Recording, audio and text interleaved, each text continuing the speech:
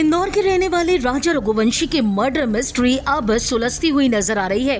पांचों आरोपियों को अरेस्ट कर लिया गया है और उसमें जो मेन मास्टरमाइंड है वो कोई और नहीं, राजा रघुवंशी की अपनी वाइफ है, जिन्होंने ये पूरा प्लान रचा था। जो शुरुआती रिपोर्ट सामने आई है उसमें ये क्लियर हो चुका है कि सोनम ने राजा को अपने रास्ते से हटाने के लिए भाड़े के हत्यारों को बुलाया। बाकायदा उन्होंने शिलोंग का प्लान किया और ऐसे में वहां ले जाकर राजा रघुवंशी को मौत के घाट उतार दिया। अब इसी बीच इंदौर के राजा रघुवंशी हत्याकांड में पहली बार चारों आरोपियों की एक साथ फोटो सामने आई है। सभी आरोपी मेघालय पुलिस की हिरासत में है। इस मामले में राजा की वाइफ सोनम भी आरोपी है। दरअसल शिलोंग कोर्ट ने राजा की वाइफ सोनम समेत 5 आरोपियों को 8 दिन की पुलिस कस्टडी में भेजा है।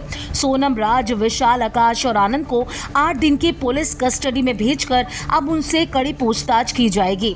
एक पुलिस अधिकारी की माने तो मेघालय पुलिस अपने पति राजा रघुवंशी की हत्या के मामले में मुख्य आरोपी सोनम रघुवंशी को अगले कुछ दिनों में मध्य प्रदेश के उस गृहनगर इंदौर ला सकती है जहां अपराध की साजिश रची गई। सोनम रघुवंशी जिसकी उम्र 25 साल है और उसके कथित प्रेमी राज कुशवाहा जिसकी उम्र 20 साल है, उसके समेत 5 लोगों को 19 साल के इंदौर के ट्रांसपोर्ट व्यवसायी की हत्या के साजिश रचने और उसे अंजाम देने के आरोप में अरेस्ट किया गया।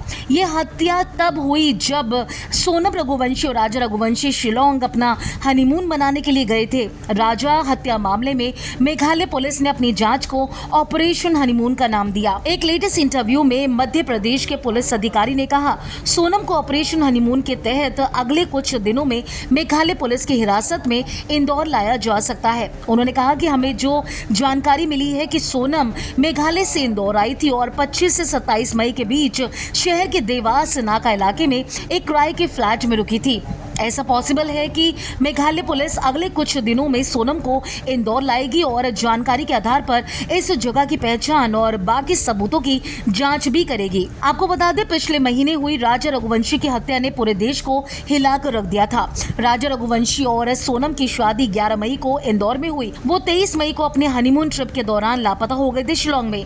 राजा का शव 10 दिन के बाद यानी कि 2 जून को गहरी खाई में मिला। राजा की लाश सड़ी गली मिली थी जिससे कि उनकी पहचान कर पाना मुश्किल हो रहा था, लेकिन राजा के हाथ पे जो टैटू था उसके बाद राजा की पहचान की जाने लगी।